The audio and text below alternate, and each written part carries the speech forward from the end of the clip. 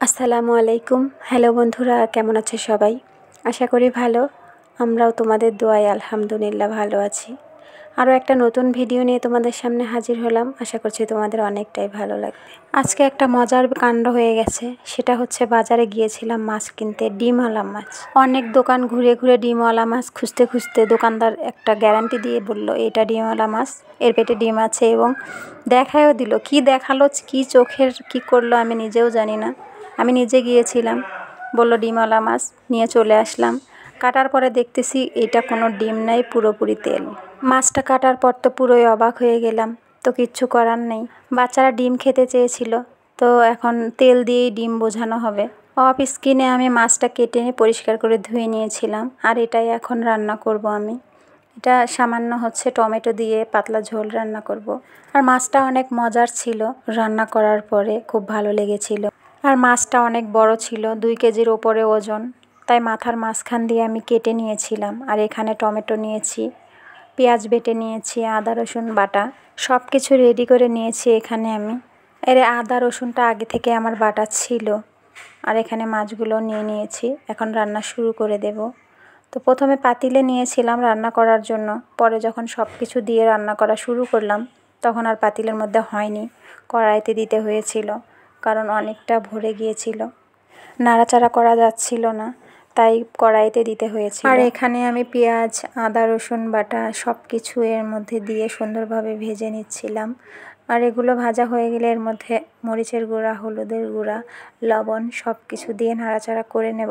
আর সব সময় আমি সিম্পলভাবে রান্না করার চেষ্টা করি, অতি তাড়াতাড়ি। জানি না তোমাদের কেমন লাগে, কিন্তু খেতে তো আমাদের খুব ভালো লাগে। সিম্পলভাবে রান্না করতেই ভালো লাগে। পেঁয়াজটা প্রায় ভাজা হয়ে গেছে, যে পেঁয়াজ থেকে তেল বেরিয়েছে। এখন সব কিছু দিয়ে নাড়াচাড়া করে তার মধ্যে মাছটা দিয়ে দেব। আর মশলাগুলো প্রায় ভাজা শেষ, এই যে সুন্দরভাবে ভাজা হয়ে গেছে। আর মশলার ভিতর থেকে যখন তেলটা বেরিয়ে যায় তখন বোঝাই যায় যে এটা হয়ে আসছে। এর মধ্যে এখন মাছ দেয়া যাবে। তো যেহেতু অনেকগুলো মাছ ছিল, তাই আমি একটু হালকা পানি দিয়ে দিয়েছি, কারণ মশলাগুলো অনেক গাঢ় হয়ে গেছিলো। যখন এর মধ্যে মাছটা দেব, মাছের গায়ের সাথে লাগতে চাইবে না, তাই আমি ওর মধ্যে পানি দিয়ে সুন্দর করে আর একটু জাল করে নিয়েছিলাম। এই যে তারপরে মাছগুলো দিয়ে দিলাম। এইভাবে মাছগুলো দিলে হয় কি, সুন্দরভাবে মাছের মধ্যে সব মশলাগুলো ঢুকে যায়। আর যখন মশলাগুলো একদম আঠালো হয়ে যাবে, সেই মশলাগুলো মাছের মধ্যে হতে চায় না। এই যে দেখো, আমি নাড়াচাড়া করতে পারতেছি না, এই জন্যই আমি কড়াইয়ে দিয়েছিলাম। অনেকটাই কেমন জানি মনে হচ্ছিল।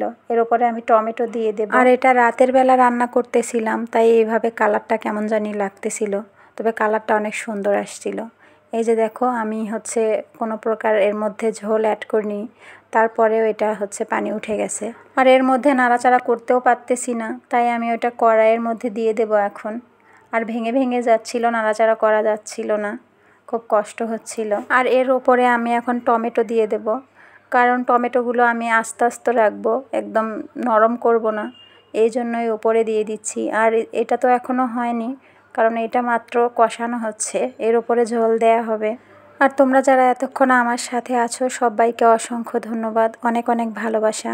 প্লিজ ভিডিওটা ভালো লাগলে একটা লাইক করবে, কমেন্টস করবে। আর যারা নতুন আমার চ্যানেলে, তারা প্লিজ চ্যানেলটা সাবস্ক্রাইব করে পাশে থাকা বেল বাটনটা অল করে দেবে, যাতে আমার নতুন কোনো ভিডিও ছাড়ার সাথে সাথেই তোমরা পেয়ে যাও।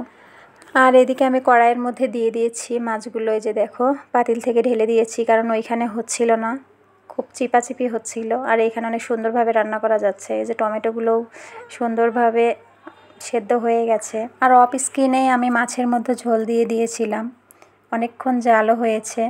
রান্নাটা প্রায় শেষের দিকে আমি ওপরে জিরার গুঁড়া দিয়ে দিলাম। আর জিরার আমার আগে থেকেই গুঁড়া করা ছিল, আমি হালকা ভেজে গুঁড়া করেছিলাম, এই জন্য আগে আগেই দিতে হয় একটু, নামানোর আগে আগেই। আর দেখো, রান্নাটা প্রায় শেষ, আমি চুলা বন্ধ করে দিয়েছি। আর এত সুন্দর হয়েছিল, অনেক সুন্দর, খুব তাড়াতাড়ি রান্নাটা শেষ হয়ে গেল, খুব তাড়াতাড়ি রান্না করে ফেলেছিলাম।